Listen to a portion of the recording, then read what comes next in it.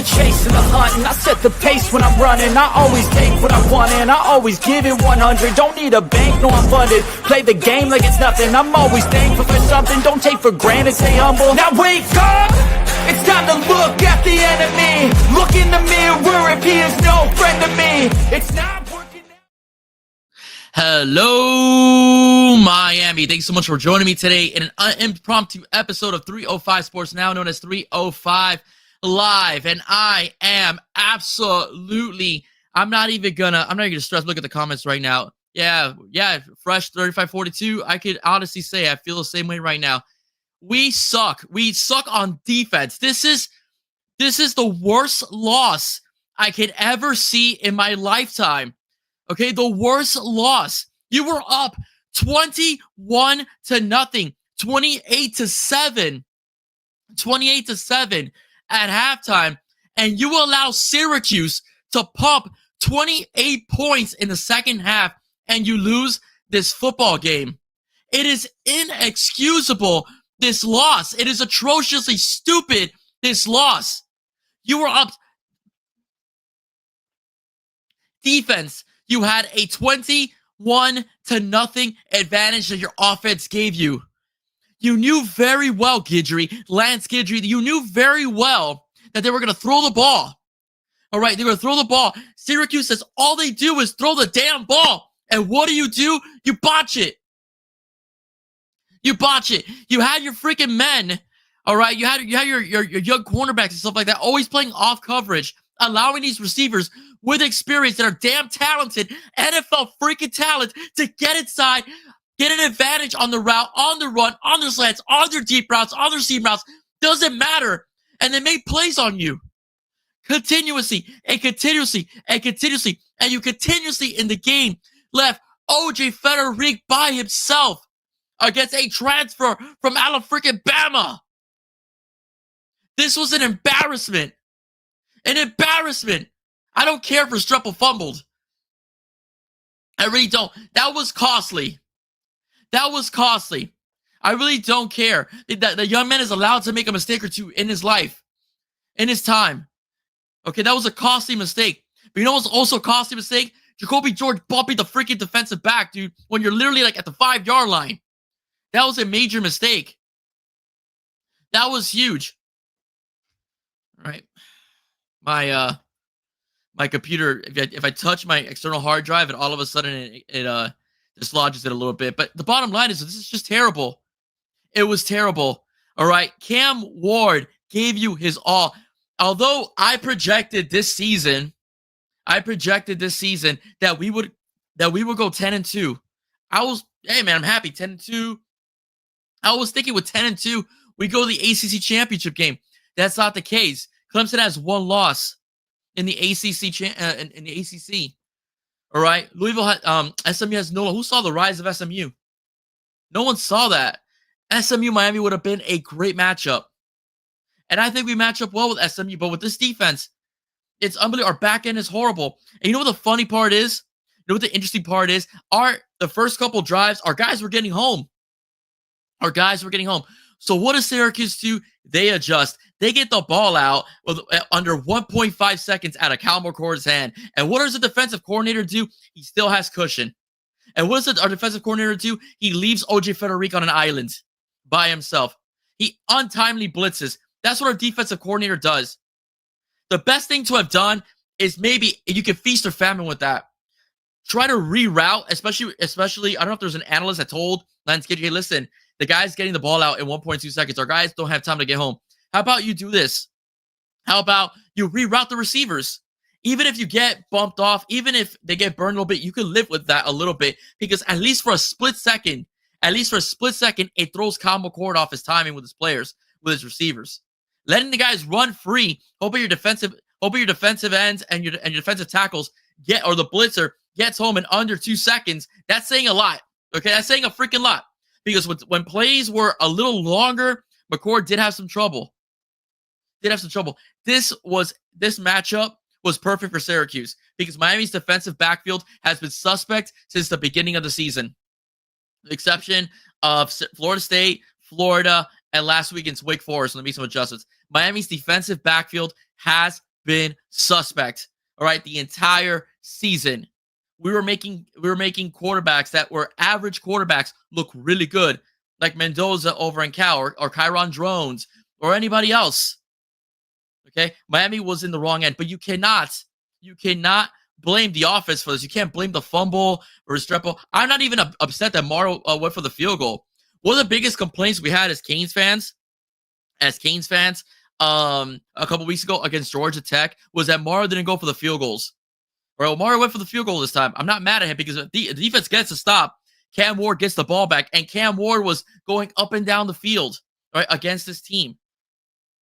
Okay, so Cam Ward's going up and down the field, and if Jacoby George doesn't bump the defensive back with his helmet, all right, doesn't bump him in general, keeps his cool, you probably score a touchdown, and the game is tied, and we're going to overtime. So, or that's where the situation is. So I'm not mad that Cristobal kicked that field goal. I'm not upset. And you Canes fans, you shouldn't be that upset either. The reason why I'm saying that is because the fact is, a couple weeks ago, you wanted to hang him because he left 10 points on the field. Going for 2 points, not going for the extra point, and not going for field goals. So I don't want to hear it that as well. Yeah, I mean, I'm getting a lot of comments right now in general from the fan base. And yeah, I mean, I agree. Edwin Rivera, okay, George cost us a touchdown. Number 2 defensive back, not good. Canes have so many chances in general. Actually, Daryl Porter was one of the highest defensive backs last season. He got smoked this time around. All right, why? Because he kept giving up the inside edge to the receiver. Again, that's what I'm talking about, the rerouting of receivers. If you even if you get beat a little bit, if the defensive back has the inside of the receiver, he's able to make a play on the ball, and it's a much difficult catch than being behind the receiver where you could just throw it to the much taller guy. But he didn't get that. Okay? And he's right. We don't have the talent yet to play man coverage. Or at least the experience. Because I think OJ Frederick could play man coverage. I think OJ Frederick is going to be someone special when the future comes. He was up against a juggernaut today because that receiver that he was covering was an Alabama transfer. So he was up against it. But Guidry did not adjust. Okay, did not adjust. Run him off. If they ran him off a little bit, McCord isn't releasing the ball with 1.5 seconds. 1.5 seconds. That's what he was released. And in some cases, 1.1. I don't care how good Ruben Bain is. You're not getting home. Our guys were getting home when McCord had to deal with long developing plays. When the plays were taking a little longer to develop in general, that is when our guys were getting home. That is when we were getting the sacks. That is when we're forcing the errant throws, right, as well. That's when Mish almost got another pick as well. You got to give it to Syracuse, man. They knew they want to play spoiler. They knew they want to play spoiler. They knew it, okay? They knew that they could ruin Miami season, okay, ruin Miami season with this victory, and they were pumped, and they were talking trash the whole week. Now we have Clemson versus SMU, not Miami. Miami in general at this moment is praying that the NCAA sees the financial benefits because they're going to leapfrog for probably an SEC team or a team in the Big Ten. The 40% chance. If Miami would have won this game, even if they lose to SMU, I don't see how they keep Miami out of the playoffs. But now with this loss, okay, Kane for Life says move Bain to inside. I don't agree. Kane for Life. Like I said, in many cases, Bain was held this season quite a bit. He wasn't getting the calls. There were also a lot of holding calls this game that were called either. I saw Simeon Barrow get hold by the horse call and the referees let it go. All right, as well. I mean, again, you can't blame the referees. Listen, man, I'm going to say the same thing I was thinking about the Cal game. Okay, when all the Cal fans were complaining about targeting and this and that. Listen, man, you should never blow. There's no excuse for blowing a 25-point lead, and that's what Cal did against the Canes. I'm gonna say the same thing. There's no excuse. We should never have blown a 21-point lead. A 21-point lead. We were at halftime up 28-7. Okay, we should have never blown a 21-point lead. And again, Kane for Life, I don't agree. And again, the reason why I don't agree is because last year, Bain had 6.5 sacks. Bain caught home a few times, right, as well. Bain is a good defensive end. You could move him inside. Okay, I'm curious if you move him inside and you put a guy that's a little lighter, maybe a little faster, like Booker Pickett Jr. Next to Bain, who got a sack against Duke on Manny Diaz's offense. and we can see exactly what he's made of on the inside. I think he'd be a machine to be very difficult to stop as far as being defensive end. You can put him at both. He can play the Mesidor position for next season if you want, with all the guys coming in at the end. So, I mean, and Bane's a rotational player. You could put him again at the end, or you could put him again also as a defensive tackle. Doesn't really matter. What's up, Thirsty? That was a tough one. Thank you for commenting and joining in. I'm upset. I'm extremely angry, but I'm going to make everybody else angry right now, because what I'm going to do right now, yeah, Will's not here, man. Will, look, the nice guy that doesn't like to trash people in general, that just likes to call games, give you great interviews. He's right now in the back burner, in the back burner. He's really pissed, And JR, I'll be getting into that real soon, as well, because I'm feeling your pain right now. I may be speaking out of emotion, but the bottom line is, though, I see optics and I'm looking at things, and I think that there has to be something to do, and I'm going to do something right now. And what I'm going to do is I'm going to share my screen, and I'm going to show you something. All right, what I'm going to show you now is the box score for today's game. All right, if you look at the box score, is it there? Oh, there we go. I'm putting it on stage. I rarely do this kind of stuff. Okay, let's look at the box score, and I'm gonna blow up my screen a little bit because I can't see a doggone thing. All right, so let's blow up the box score a little bit. So Cam Ward played a game that, was very winnable. He was Cam Ward, 36 pass attempts, 349 yards. All right, almost 10 yards per reception, 2 touchdowns. I can't pull this up.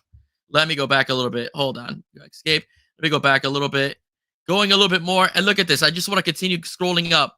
Miami averaged about 5 yards a pop running the football. Miami was running the football very well. Martinez almost averaged 9 yards a carry. Right, as well. Fletcher did his thing with 2 touchdowns.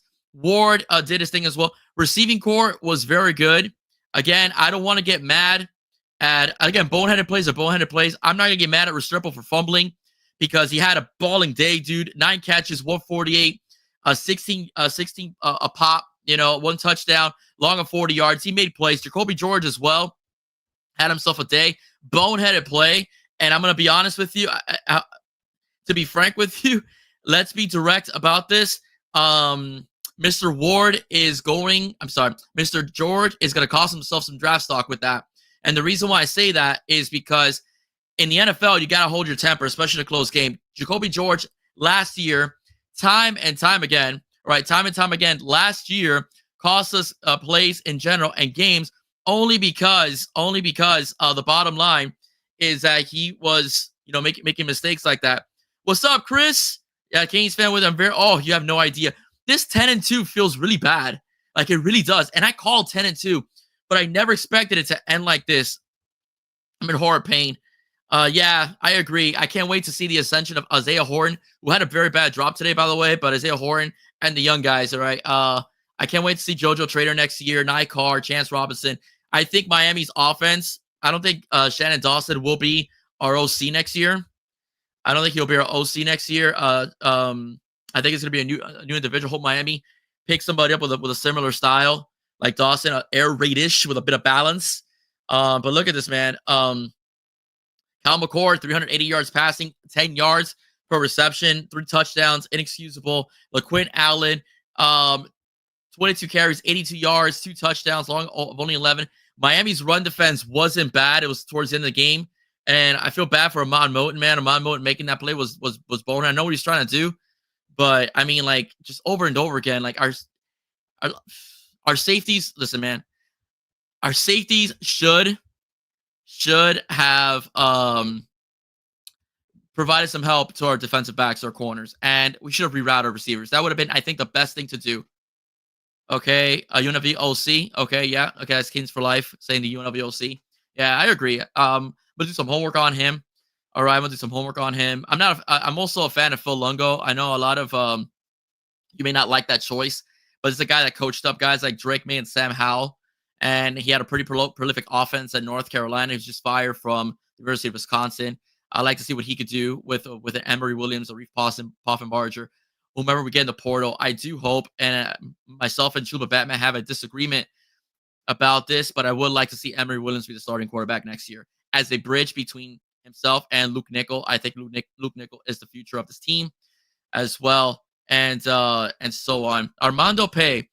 I have to ask, Armando, you my boy from high school? Let's see. Okay, that's what happens when you have a non-physical defense, very soft secondary, clueless, do not know assignments, incorrect alignment, may have talent, but no football IQ. Our defense could be physical. All right, we could have a physical defense. You can't say Simeon Barrow is not a physical guy, as well as Akeem Mesidor is very physical as well. Listen, our front four was getting home. Okay, our front four was getting home. My biggest beef about this is the fact that ROC in the secondary DC in the secondary made no adjustments. Okay, made no adjustments. That's no, man, no, man. I'm not good, Miami Jackson. No, dude. No, I thought my buddy Armando Gonzalez, who's a firefighter up in the North Panhandle of Florida. Okay, no, never mind, dude. I saw Armando Pay, man. I'm like, hey, is that your YouTube name or Gmail name? All right, so CJ Bailey running the offense. Hey, who knows? He was offered by the Canes. I think he's happy at NC State. They gave him an opportunity. So barring any changes and so on, I don't see CJ Bailey leaving NC State to come to University of Miami. I've heard the UNLV quarterback, not him, the Washington State quarterback, the one that replaced Cam Ward, is someone that I know is very much of a fan favorite. But like I said, I'm a Emory Williams guy. I don't like getting quarterbacks all the time in the portal. This year, you had to do it because it was no good with the way they handled Van Dyke last season. So having Ward and having a dependable backup at Emory and Reese Poffenbarger, who was a stud in the FCS as well. They're having Judd Anderson in development as well. Then next you're bringing Luke Nickel. I think your quarterback room is pretty good. You might have some growing pains a little bit with Emory since he'll be starting against Notre Dame and Florida. That could be a bit of a thing. But the bottom line is, though, I just think you have to go with Emory. That's just me. I think he showed last season, even with a playbook that was a bit shrunken for him. They basically handled him with white gloves. He was able to make plays, and he was able to win a couple games, almost beat Florida State as well when they were an undefeated team. Okay, so now before I go, I just want to say a few things. After today, listen, I'm going to go again. I'm going to go to the box score. I'm going to share my screen again. I'm going to go to the box score with you guys. That is the stage. We go quickly. I want to go to this. I want you guys to notice up here, Miami was up 28-7 at halftime. All right, Miami gave up 21 points in the third quarter. And even though they won the fourth quarter, 28 points to 17 is unacceptable. All right, unacceptable. Miami should have won this game. Defense spots you a 21-point lead. Offense spots you a 21-point lead. You need to win that game, okay? You really need to win the game, and that's just where I'm at. Okay, so let's see. I'm getting a few questions. I'll stay for that. Here we should play JoJo, Kirk, My Car, and Ray Ray to get more real-time game. Usually teams, I know I heard the Colorado argument about 6. Usually teams have about a 4 or 5 man rotation at receiver, and you can't take away the fact that we were in a lot of games that were close, and we had the most experienced guys out there. I know the Sam Brown argument was made that he dropped a lot of balls, and he dropped a few balls today. He dropped a key ball today on the third down. We never saw him again on the field. So, no, I think JoJo has gone. Shamar Kirk, I was curious about. JoJo got some run. Nikar. Ray, after dropping the ball against the Gators, we never saw him again. Okay, as well. Seeing as, I'm not watching that game. I'm not going to lie to you. Okay, and then we have Byron McKenzie. Byron McKenzie, whatever you do not hire no more below average as DC or OC. Okay, they should have gone for it. Thirsty going, say they should have gone for it. I don't think they should have gone for it. I get if he would have gone for it, but I think that if you take the points and you get a stop, you have an opportunity to take a touchdown and take the lead and not tie the game as well. So my opinion is, ladies and gents, at this moment this season, I do think Lance Guidry needs to go. All right, we've had too many games where there's been a lack of communication. There's been a lack of communication. You see, Key Kai Adventure, Fire D coordinator. Yeah, I'm with you. I've been defending Lance Guidry throughout the season. I just don't understand how you can go from being this stud defensive coordinator, Marshall. Last year, he wasn't the problem. It was bad quarterback play that was a problem for Miami. Miami's defense was actually pretty solid last season. Having Cam Williams and Cam Kitchens and James Williams out there helped out a lot. Having Corey Couch helped out a lot. So maybe it's a personnel thing with Guidry. But I just think you have to adjust the same way that Syracuse adjusted to us. The fact that they were able to get the ball out of Cal McCord's hand a lot quicker. Giddey should have adjusted to the fact that they were burning OJ Frederic and the fact that the cushion and the lack of rerouting receivers was burning the Canes. He did not do that this game. Miami literally should be right now playing in Charlotte against SMU next Saturday at 8 p.m. It should be Miami versus J.R. Rivera. Great job with the content. And I disagree with you, Chris. J.R. Rivera, everybody's mad. Again, I'm going to say it's over and over and over again. It should be Miami playing SMU. You're up 21-0. You're up by 21 points at halftime in general. And that's where I'm at. That's where I'm at. Okay. And I think that Lance Guidry needs to go. Even if the receivers are able to bump away and get away from the bump and run or the aggressive play in general, I do think Miami. I'm sorry, I'm worried. I'm reading your comments and trying to come trying to say things here, so I'm getting distracted. But it's okay. I'll get to everybody in a minute. I do think that at least you try rerouting them. That way, it takes time. Thanks, Armando. Yes, hit that like button, guys. Please hit that like button, guys, and subscribe and share this channel as well. All right, trying to grow this channel as much as I can as well. If you reroute those receivers, if you're able to get a good jam in on occasion, if you reroute those receivers, all right, that slows the timing off a little bit. It slows the timing off a little bit, and our defensive ends could wreak a bit more havoc, causing Cal McCord to make more mistakes, okay? Like he did. He almost fumbled the ball, all right? He actually did fumble. It was just recovered by him early in the first quarter. So that's what I'm at, all right? So that's where I'm at, guys. Good show. Thank you so much. Let's see. Okay, what did Armando say here? It's maybe the worst secondary we've had in a while. Yeah, man. It was pretty bad this year. Thank you so much. Take another chance on Guidry. Can't take another chance on Guidry. Yeah, I'm the same way. Let's see. You rock. I have to go watch UFFSU. Good luck. That's going to be a snoozer. All right, Rob. Talk soon. Got to get you on the show to do some Dolphin talk, man. That's going to be a little therapeutic, even though the Dolphins are not playing very well either. All right, ladies and gentlemen, it was let's see. How many opt out before bowl games? Quite a few. If we don't get into the playoffs, JR, don't expect to see Cam Ward. Don't expect to see Jalen Rivers. Don't expect to see Jacoby George, right, as well. Martinez, I think, is going pro, so don't expect to see Damian Martinez either. Matt Marinoa is probably not going to play in the bowl game either. Alderman, I don't think will play either as well. Then you have, I'm talking about the guys that I know are leaving the team. Okay, are leaving the team. So, or going to the portal. So that's another thing too. We might have some guys also go to the portal as well. So that's gonna be something as well. Listen, it was a 10-2 season. Miami got his first 10-win season since 2017. That's the positive about it. Miami broke a lot of records this year, regular season wise. That's a positive about it. So let's just hope for the best next year. Hope Pickett and Hanks see this day and they can start from day one.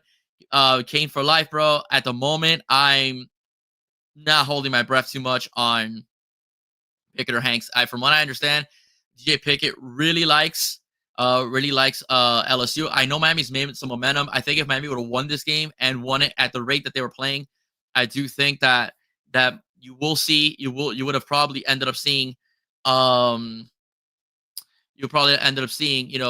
Pickett flip, but I'm not sure right now. The same thing for Ben Hanks. The Gator defense was improved as games went along. As it proves. Yeah, I do think. Let me tell you why I think it's a good matchup because there hasn't been a team that really physically challenged SMU. Okay, and I think SMU would have a lot of trouble with their offensive line. Like I told you, our offense is not the problem. Okay, it's our defense, and I do think SMU hasn't taken on a decent an offensive line that's this strong. I'm sorry to tell you, the toughest team I think they really faced was BYU. Florida State sucks. Okay, I mean, don't get me wrong. Like I think it would be a big challenge. But I do think SMU would be a good challenge for the Canes. I will say that. Welcome to the U. Let's see what he has to say. Maria has to protect the defense in games like this. Also, nothing you have to slow the game down against a team who couldn't stop the run. I know Cam wants his numbers, but you got to protect the team first. I agree. They were running the ball well. The team was pretty balanced. Overall. But yeah, Cam got his numbers. Let's see. Colin Scott, the head coach, is suspect. The head coach. Listen, man. Listen. When Shannon Dawson struggled last season, everyone blamed Mario. When Shannon Dawson was successful this year with Cam Ward, No one blamed Mario for anything. Now we have the defensive coordinator. Now we're blaming Mario. Mario is a program builder. Okay, Mario is a program builder. That's his thing. All right, he has to let his defensive coordinators and offensive coordinators do their thing. Okay, that's their thing. And if they're not doing their job, it's up to him to make a change. And I hope he makes a change this offseason. Colin Scott, what are you talking about? That you're not pissed off at the head coach went from the field goal and seen the game? Yeah, Colin, did you have the same opinion when Mario went for it? The 2-point conversion against Georgia Tech. Did you have the same opinion when Mario went for on 4th down when Andy Borregales has a hell of a leg and he can make those field goals? I just want to get your perspective on it, because all the defense had to do, Colin, was get a stop. If the defense gets a stop, you put the ball back in Cam Ward's hands, and Miami can march down the field. And if they get a touchdown, they have the lead. And if anything, Syracuse has minimal time. Okay, minimal time, to march themselves down the field. They would have been up by like 4 points if the math serves me correctly. That's my thing, Colin. So yeah, I'm not mad. I'm really not mad. I'm angry at the fact Jacoby George put us in a position to get a field goal. All right, because if he doesn't headbutt the defensive back, you're like at the 5-yard line, and it's an automatic touchdown either by handoff or by pass. So I'm not mad at Mario Cristobal. I'm not going to blame Mario Cristobal when he got crucified 2 weeks ago for not going for field goals that cost us against Georgia Tech when he put it in a position where it's still a close 1-score game. If his defensive coordinator did his job, all right, if Lance Guidry would have done his job, gotten that stop,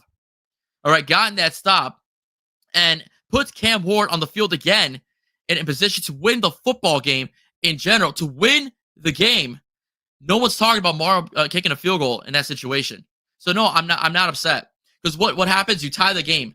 At most, you tie the game, and regardless, all Syracuse needed was a field goal then to try to win the game. So I mean, damned if you do, damned if you don't. So I'm not mad at the head coach. I'm really not upset. I'm not upset.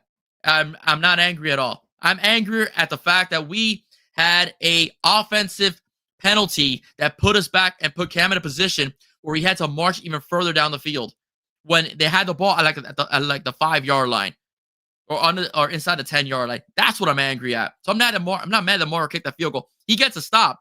They march down the field. They win that football game. Hands down. So that's where I'm at. Okay?